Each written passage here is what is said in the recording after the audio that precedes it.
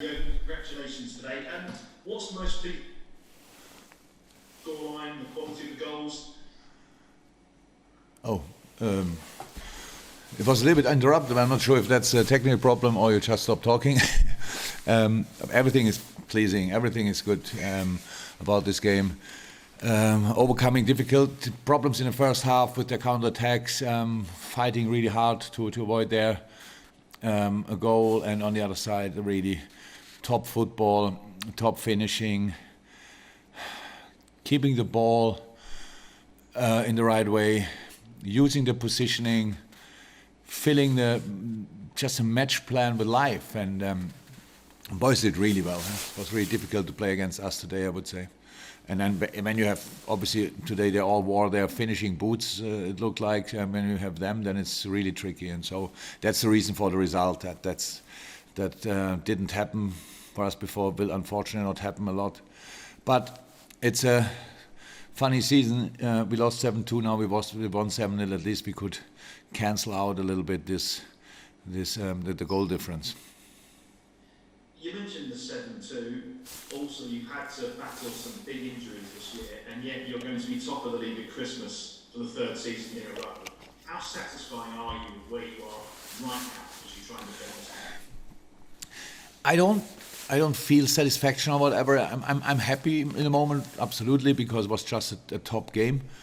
But the time is just like this. It makes no sense to be over the moon about something because the problems don't get smaller. I don't say the problems, the challenges don't get smaller. It's just yes, the first time now for feels like ages that we don't play on Tuesday immediately again. I think Crystal Palace felt today a little bit how hard this is to play Wednesday night and then on Saturday 12:30 immediately again. It's tough. It was for us tough as well. And so, yeah, I don't think really about being top of the table or whatever. We're just happy that we won the game, that we have now time to recover, more time to recover than we ever had before in this season, and that we have to use that in a smart way. And then West Brom is waiting with Sam Allardyce, and the next proper challenge is there. Thank you. Okay, guys, no go to the hands up for Eugene still backwards next. Then we'll go for Hiddy as well. But if you use the hands up, guys, I'm going to go to people after that. So it's Eugene Sylvester. Hi, Jürgen, Eugene Sylvester here from the Morning Star. And now I just wanted to get your views on whether you think you've really hit a rhythm now due to a more settled team. Obviously, with all the injuries at the beginning of the season, obviously you had to find a new blend with defence and so on and so forth. Do you believe now you're finding a more settled selection that is allowing you to find more rhythm? We deal the whole season already only with the circumstances. I don't mean now I don't mean COVID. Now I mean really the injuries and stuff like this. So you cannot prepare for that. You just have to sort these kind of problems. Yeah, I know we had a lot of problems, and it's all about when it's once started, then it just leads to the next problem. That means you have a player less on centre half, and a week later another one has to play 7 times in a row, because nobody else was fit, and all these kind of things. The young kids were not ready, and these things that leads just it doesn't stop. So in the moment it's just 1 hour now after the game where we just think, okay, it's fine. But from tomorrow on, we try to prepare all the different scenarios again and do what we have to do to make sure that we will win football games in end of December. Obviously, there's another game, and then in January and February and so on as well. It's tough and nothing to be satisfied with or whatever. Harris from AP. We haven't got any hands up after that, so Hiddy first and Rob Harris. Hi, Jürgen. You have been using Taki in midfield recently, but does today's performance show that he's more suited to play up front? And ideally, do you want to use him up front rather than in midfield? First and foremost, we want to use Taki, so that's it. And the way we play, we need if you play for us in midfield, you need to be an offensive. You need to have offensive skills as well. So means Taki can play there. Played it twice, played good. even more important in training. He looked really sharp, really in a good shape. That's why he played today, played a top game today. Nice finish, and just is in a good moment. Yeah? So that's what we want to use. And I saw him in the dressing room now, and he was couldn't avoid smiling all over his face. So it's a good moment. He's in a really good place and helps us a lot. So thanks, Harrison. This was the last question, unless anyone else puts their hands up on the system on the right hand side. Well, Harrison. Hi, Jürgen. Merry Christmas. I'm sure you were pleased, obviously, to reckon that big score in the first, particularly without Mo. What was the thinking for not starting Salah, and had you taken into account the interview that was published, sort of maybe talking about the move to Spain potentially, or not having the captaincy as well? What was? Oh, I'm not sure I understood everything. So, what was the plan with him not starting? That's easy.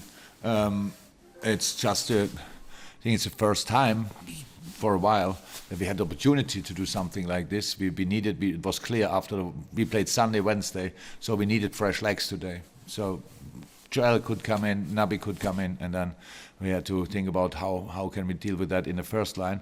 And Mo played the last 4 games. I think just only 7 minutes from the last 4 games. It's a massively intense period. So it was clear it will be him. And then usually you would expect in a game like this against Crystal Palace, the recent results again between us and them were always pretty tight, close. So and bringing him in the last half an hour, I thought it's a good idea. We did that, by the way, but it was not exactly the scenario we would have expected, of course. So that's it. Did you see the comments he said in the Spanish interview about not having the captaincy against Midtjylland, a bit unhappy with that, and suggesting he would be open to moving to Spain one day? Nothing to say from my side about that. All fine. Okay. We'll go to Ivan Speck, the Irish Examiner, and I think that's it, or that's what I can see for hands up. So Ivan's finished first.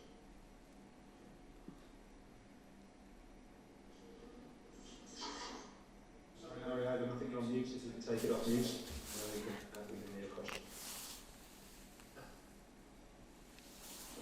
Sorry about that. Hi, in bringing Salah up, some people might have thought it was risky or 4-0 up, but everything seemed to work today. It's one of those days, I guess. Yeah, well, I said it was a good day. And we didn't have a lot of struggles first half. We said the counter-attacks they had, we defend that. As far as I know, nobody picked up any injuries, or not little or bigger ones. I hope that's still the case when I arrive again in the dressing room. No, apart from that, really one of the better days in our life, and we will take that with us, try to recover, and go again. And the very last question for us, which is Daniel Matthews, and then we'll have a question with them. Hi, can you hear me? Yeah? And you mentioned obviously the turbulence of this year and all the injuries, but this feels like a statement victory. How much more from your side, with the players coming back and using the extra break, how much more from your side do you feel there is to come? I don't think that we have to make this kind of prediction that how much more we come after a 7-0. So we have to, if you want to reach whatever in this league or in football in general, you have to be really consistent, and you have to for being consistent you need options. So when Jose Mourinho said before our game we played against Tottenham that only 2 or 3 players are not involved and all the rest is on the pitch for our game from the league winners, he was actually right. The problem is only that these players had to play like 80-90% of the games of final season, so that's more our problem. So far we always could bring a really good team on the pitch. That's what we filled up with real sensationally talented boys.